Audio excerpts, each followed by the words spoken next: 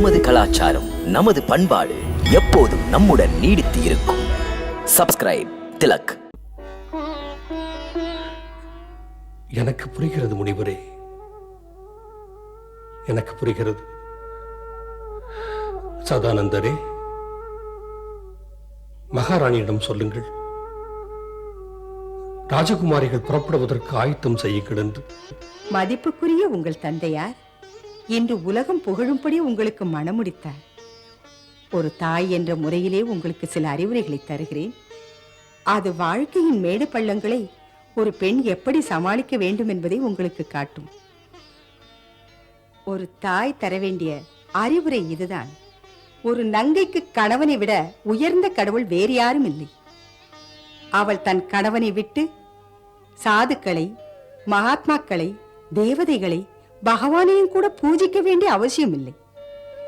நங்கையர்களின் முழுமுதற் கடமைகளில் ஒன்று, அவள் தனது சுயநலத்தை தியாகம் செய்து தன்னை அர்ப்பணித்துக் கொண்டு தன் கணவனுக்காக மட்டும் வாழ்வது. அதுதான் அவள் செய்யும் பூஜை, அவளுக்குரிய தவம். சாத்திரமும் சொல்கிறது, கணவனின் சேவையை விட வேறெந்த சேவையும் தேவையில்லை என்று.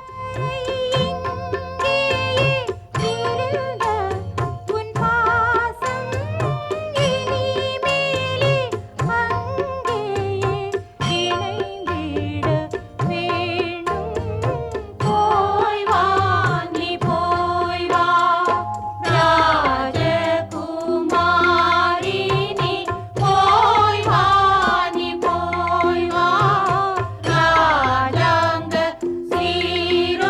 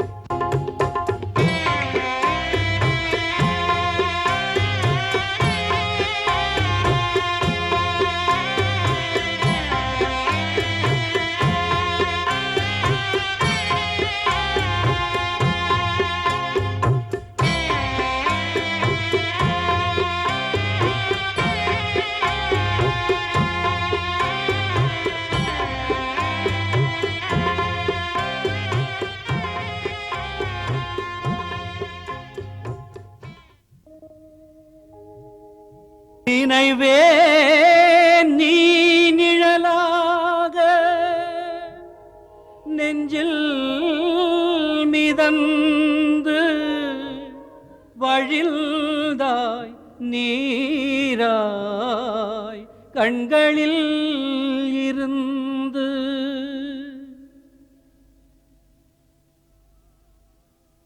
தூங்காமல்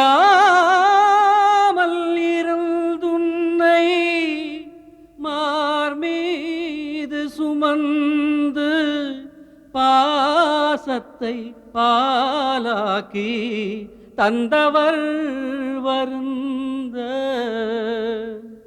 ஞானியில் ஞானி ஜனகரும் அழுதார் பாசம் பிரிவு துயரும் துயரம் அழுதார் அழுதார்.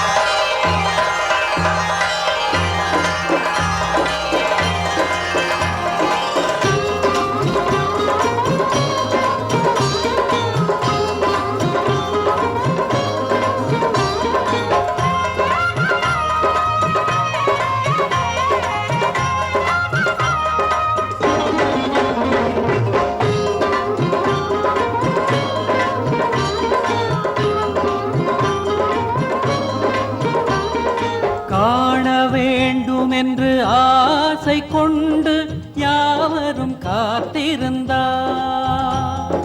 கண்டபோது மனம் பரவசத்தில் ராமனை பார்த்திருந்தார்.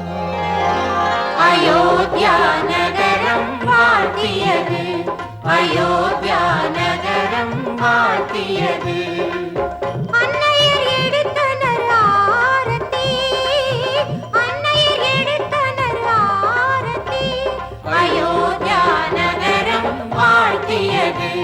அயோத்தியா நகரம் வாழ்த்தியது.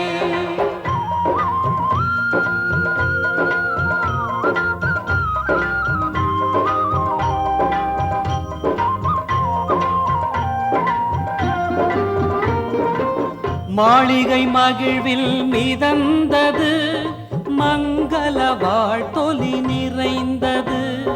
மன்னரின் மாளிகை வைபவம் மக்களின் வைபவம் ஆனது. அயோத்தியா நகரம் வாழ்த்தியது, அயோத்தியா நகரம் வாழ்த்தியது.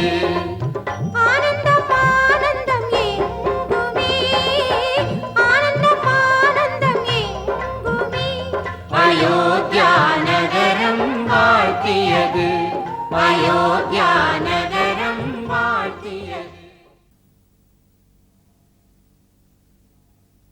जपा कुसुम संकाशम काश्यपेयं महाद्युतिं तमोहरिं सर्वपापघ्नं प्रणतो अस्मि दिवाकरम्.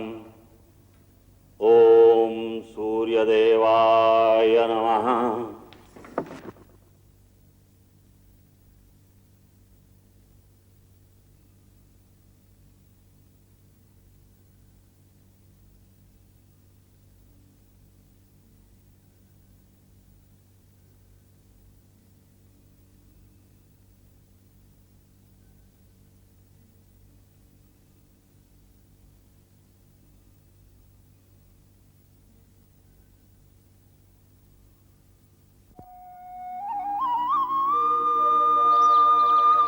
அக்கா, என் ராமன் தான் நால்வரில் மூத்தவன்.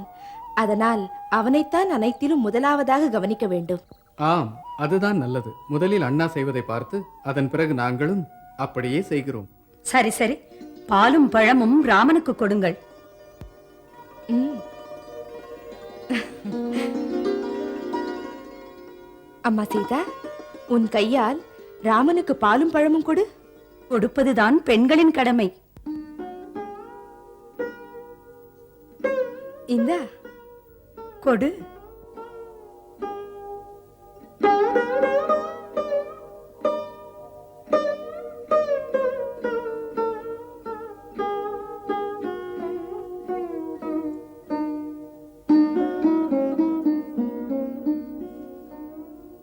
ராமா, உன் கையால் சீதைக்கு கொடு.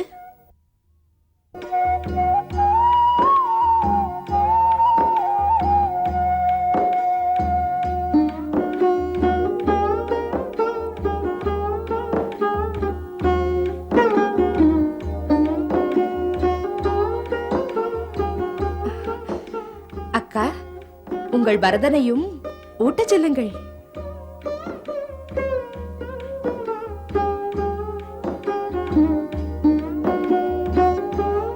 அடுத்து மோதிரத்தை கண்டுபிடிக்கும் விளையாட்டு. யார் முதலில் தேடி எடுக்கிறார்களோ அவர்களுக்குத்தான் ஜெயம். எடுங்கள். யார் எடுக்கப் போகிறீர்கள்? எடு, சீக்கிரம் மோதிரத்தை எடு.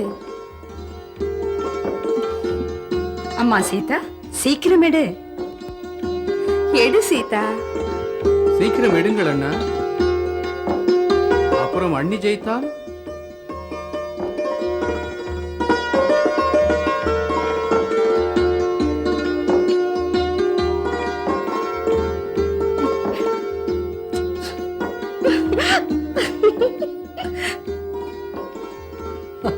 வெற்றி பெற்றது அண்ணிதான். பெண் குலம் விட்டு கொடுத்து விட்டார் அண்ணா. அதுவும் நல்லது. வேறெங்கும் தோற்க மாட்டாரே.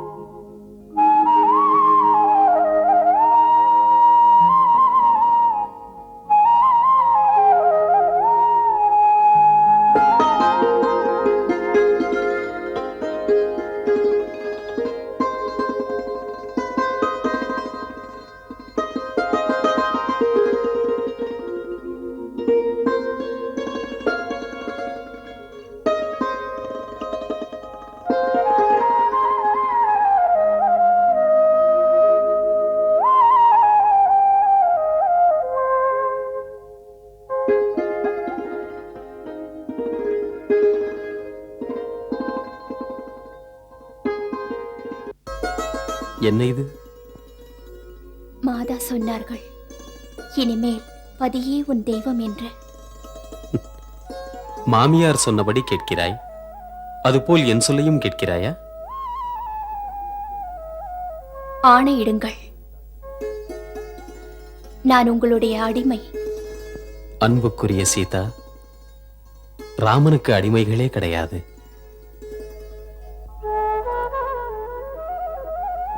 பாதி உடலாக பிரியமுள்ள தோழியாக என்னை பிரியாமல் இருக்க வேண்டும்.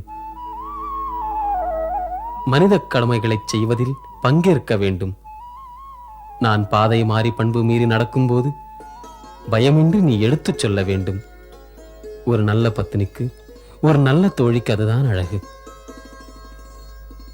மாதா கைகேயி சொல்வார்கள், முதல் தனிமை சந்திப்பு வாழ்வில் மறக்காமல் இருக்க ஒரு பரிசளிக்க வேண்டுமாம்.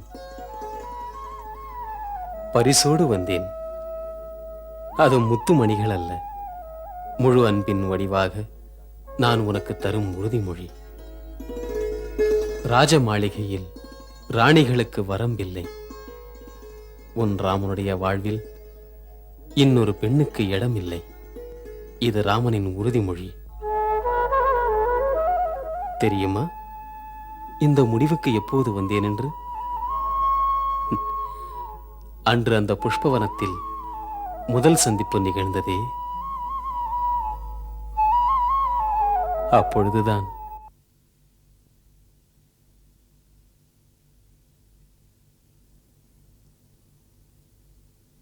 என் மனதில் அடிக்கடி மன்னர் ஜனகரின் அந்த ஏங்கிய முகம்தான் ஞாபகம்.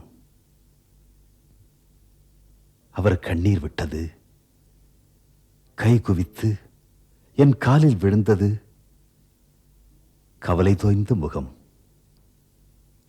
அவர் மனம் மிதிலையை மறந்து அயோத்தியில் தான் சுற்றி கொண்டிருக்கும். எப்போதும் உங்களுக்கு ஜனக மன்னரை பற்றித்தான் நினைவு வருகிறது. மகாராணி சுனீனாவின் வேதனையை பற்றி சிந்திப்பதே இல்லை. அந்த துன்பம் உங்களுக்கு தெரியாது, பெண்களுக்குத்தான் தெரியும். ஒரு பெண்ணின் வேதனை பெண்தான் அறிவாள். நான் மன்னர் ஜனகருக்கு ஆறுதல் சொன்னேன். அவருடைய அன்பு மகள்களுக்கு நமது மாளிகையில் எந்த ஒரு துன்பமும் இருக்காதென்று. கோசலை, என் வாக்குறுதியை காப்பாற்றுவது உன் பொறுப்பு. ஏன் மன்னருக்கும் சந்தேகமா? அயோத்தியாவில் மருமகளை நல்ல முறையில் நாங்கள் நடத்த மாட்டோம் என்று நினைத்து விட்டீர்களா? இல்லை இல்லை, அப்படியெல்லாம் ஒன்றும் நினைக்கவில்லை. மகாராணி, நல்ல முறையில் நடத்த வேண்டும் என்று விரும்புகிறேன். பிறந்தது முதல் நேற்று வரை செல்லமாக வளர்ந்தவர்கள் இன்று புதிய இடத்திற்கு மருமகளாக வந்திருக்கிறார்கள். அவர்களுக்கு மனதில் பயம் இருக்கலாம் அல்லவா? யார் என்ன சொல்வார்களோ, எப்படி நடத்துவார்களோ என்று யோசனை இருக்கும். அந்த சமயங்களில் அவர்களோடு அன்பாக பேசி அவர்களுக்கு இங்கே வாழ வந்த இடத்தில் வாஞ்சையும் அரவணைப்பும் கிடைக்கும் என்று நம்ப வைக்க வேண்டும். மூவரில் மூத்தவள் நீ. ஆகையால் அந்த பொறுப்பினை உன்னிடத்தில் ஒப்படைக்கிறேன். எப்படி இமைகள் கண்மணிகளுக்கு காவலாக இருக்கின்றதோ அப்படி நீயும் 4 மருமகள்களுக்கும் பாசத்தையும் பரிவையும் காட்டு. அமைதியாக இருங்கள். இன்னும் சில நாளில் மிதிலையையே மறந்து விடுவார்கள். இந்த பகுதியுடன் ராமாயணத்தில் பாலகாண்டம் நிறைவடைகிறது. இனிவரும் அடுத்த காண்டம் அயோத்தியா காண்டமாக தொடர்கிறது. அது சித்திரகூடவனத்தில் ஸ்ரீராமனும் பரதனும் சந்திப்பு வரை போகிறது. பணிவான எனது கருத்து, ராமாயணத்தில் அயோத்தியா காண்டம் எல்லா பாகங்களையும் விட சிறந்தது. இது ஏன் சிறந்ததென்றால், இப்பகுதியில் வாழ்வின் சிறுமை பெருமைகளும் நெஞ்சைத் தொடுகின்ற பல பல நிகழ்ச்சிகளும் உண்டு. இந்த பகுதியிலே சுயநலவாதங்கள் மனிதனை எதுவரை இழுத்துச் செல்கின்றது? ஒருவனுடைய தியாக வாழ்க்கை அவனை எத்தனை மகத்தானவனாக்கி அவனை இறைவன் அளவுக்கும் மேலாக உயர்த்துகிறது. அயோத்தியா காண்டமே எண்ணிலடங்காத திருப்பங்கள், மனித உள்ளத்தின் கொடூரங்களை, அவனுடைய சுயநலங்களை எடுத்து பேசுகிறது. பேசினாலும் கூட அதில் அற்புத நிகழ்ச்சிகள், கவி நயங்கள், காவிய அழகுகள் இருக்கின்றன. அன்பர்களே, இன்ப துன்ப நிகழ்ச்சிகள் நிறைந்த இந்த காண்டத்தின் காவிய சிறப்புகளை ரசிக்க வேண்டுகிறேன். என்னை வாழ்த்துங்கள். ஜெய் ஸ்ரீராம்.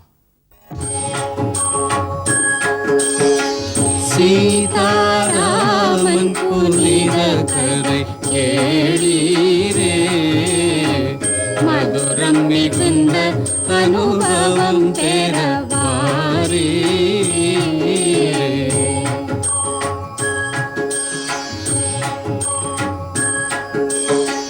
கருத்துகள் நிறைந்திடும் காவியம் காணீரே, கடமை பண்பின் உயர்